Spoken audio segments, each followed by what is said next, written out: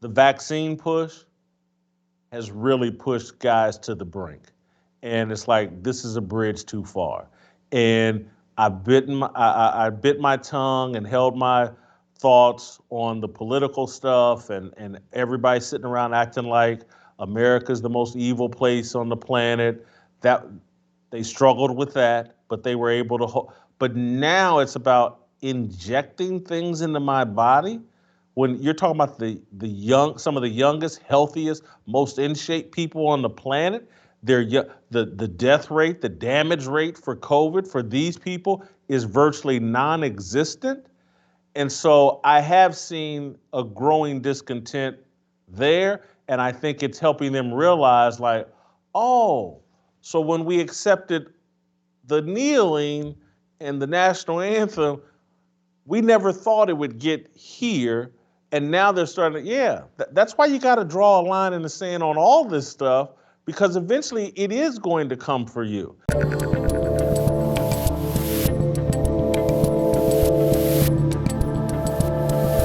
Which sport, we're talking about the NBA now, but you mentioned the NFL. Those seem to be the two that are having this meltdown. And by the way, when you mentioned the 7% increase, I'm guessing that the year before ratings were considerably more down from the year before. So it's sort of like a not as great number, right, when they're talking about that. But which sport do you think has suffered the most from all this? It seems like the NBA to me, but I'm a little out of the loop.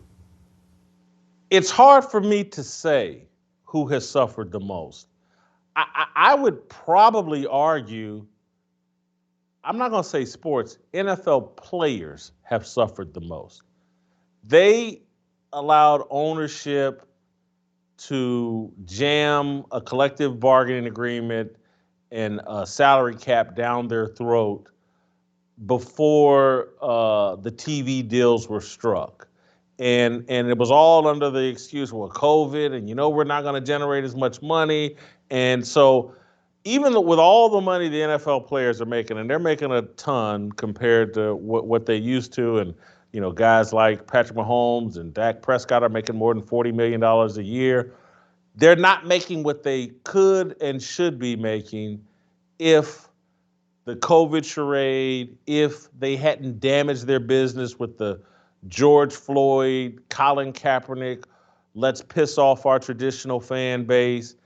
And so I'm not sure if I'm quite answering your question, but I would say over the course of these 5 or 6 years, the Kaepernick charade, George Floyd charade, and now COVID, I don't think any sport has been more damaged than football players and football. And again, I say that saying the full impact of what they've done over the last 5 years is going to play out over the next 10 years.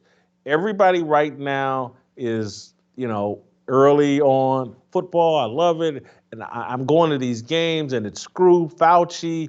We're partying and acting like it's 1999. When that dissipates and when people are sitting there, because week 1 of the NFL, I'm sitting around watching football. It's what I was built in this life to do. Watch football, talk about it. Used to play a little bit of it in college. But I'm just not as passionate. And eventually that lack of passion, once the thrill is gone, the love is gone, and people understand, like, man, I'm just really putting money in some ungrateful idiots' pockets. Mm-hmm. You know what? I'm tired of doing this, and I'm going to spend time with my wife and kids or family. I'm going to go hunting. I'm going to go fishing. There's other things to do than watch people that you don't respect play a game that's been softened up and dramatically changed. The point I was arguing on Wednesday on my show is, like, the NFL has made a bunch of decisions over the past 10 years under Roger Goodell to satisfy its critics. They've changed the rules because of head trauma, and the New York Times beat them up over CTE. They allowed kneeling because of Colin Kaepernick. Because of George Floyd, they plastered all these Marxist social justice slogans all over everything. And people call me a sexist pig, but they're decorating their officiating crews with women, their coaching staffs with women, their executive offices with women. And they're doing all this to stay a step ahead of the Me Too feminist movement. and they're just piling on people. And I'm not saying, look, I know some women who love football. I know, but they're just pacifying people whose hearts really aren't in the game, and they're pacifying the people that don't really love the game, and they're doing nothing to satisfy me.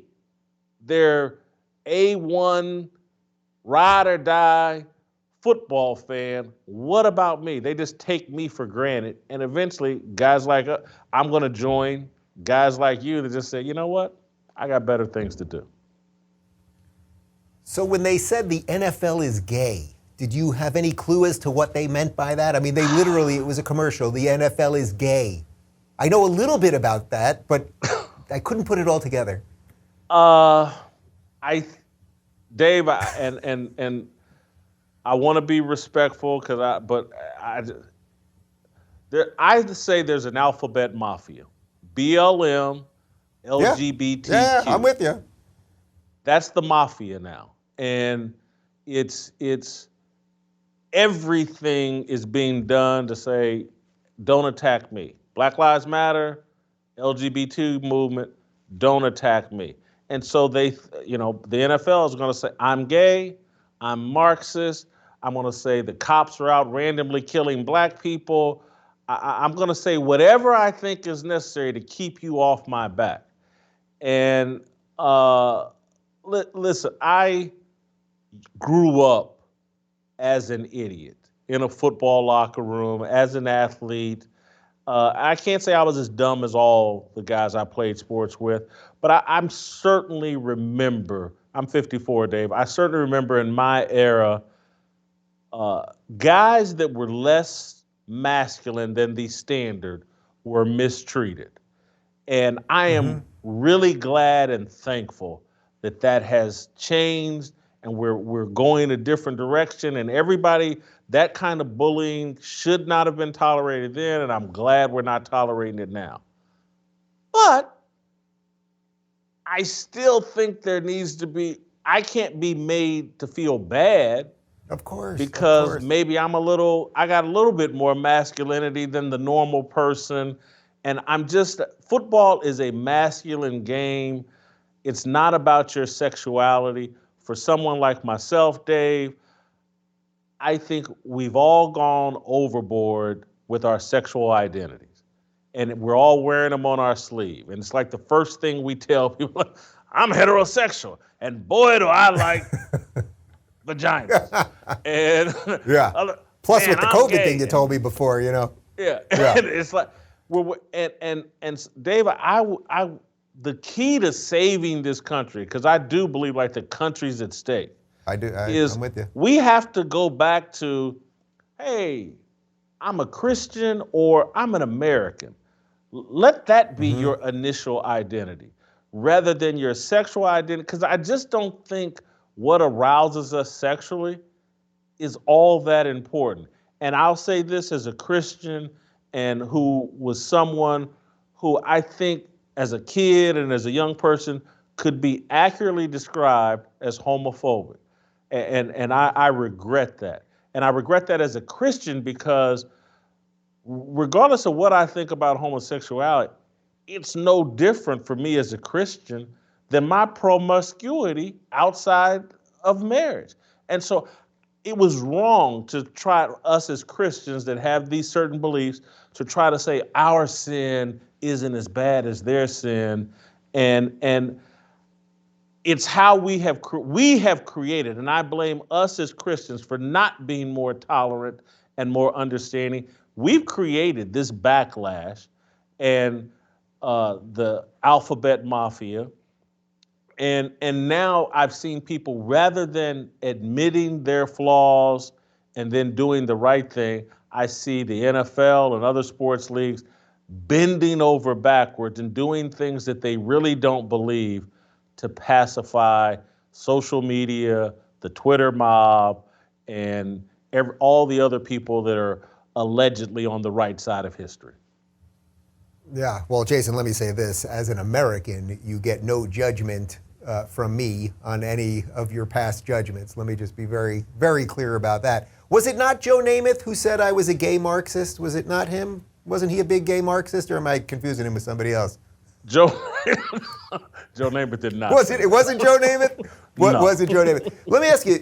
I'm guessing you talk to players in these leagues, probably on the DL. But I have a friend or two that's in the NBA, and I know that guys are not happy about this. They are not happy about the politics in the sports. They're not happy about the influence of China. There's a couple people that privately will talk about this. Not many that will talk about it publicly, and certainly most of the coaches and Steve Kerr and Popovich and LeBron, obviously, just loving on China all day long. But do you sense players are angry about all of this stuff too? I think where players have gotten more aggressive, and it's still not aggressive enough, the vaccine push has really pushed guys to the brink. And it's like, this is a bridge too far. And I bit my tongue and held my thoughts on the political stuff, and everybody sitting around acting like America's the most evil place on the planet. That they struggled with that, but they were able to. But now it's about injecting things into my body. When you're talking about some of the youngest, healthiest, most in shape people on the planet, the death rate, the damage rate for COVID for these people is virtually non-existent. And so I have seen a growing discontent there, and I think it's helping them realize, like, oh, so when we accepted the kneeling and the national anthem, we never thought it would get here. And now they're starting to, that's why you got to draw a line in the sand on all this stuff, because eventually it is going to come for you. And so I do think there's a lot of players that know, like, man, you know what I'm able to do for my family because of football and basketball and America's passion for sports? Why are we sitting up here like we are the people the most irate and think America is evil? Yeah, I've heard from enough players, particularly during this vaccine thing, that it's going too far. And they know how hypocritical it is. They know that it's driven by the players who are addicted to social media and would rather die than do anything that didn't get 1,000 likes and 500 retweets. But what most people are doing, and this is the players are following the lead of Roger Goodell, the executives in the NFL, the owner. Everybody's just trying to do what's best for them in the moment. If you're looking for more honest and thoughtful conversations about the media instead of nonstop yelling, check out our media playlist. And if you want to watch full interviews on a variety of topics, check out the full episode playlist. They're both right over here. And to get notified of all future videos, be sure to subscribe and click the notification bell.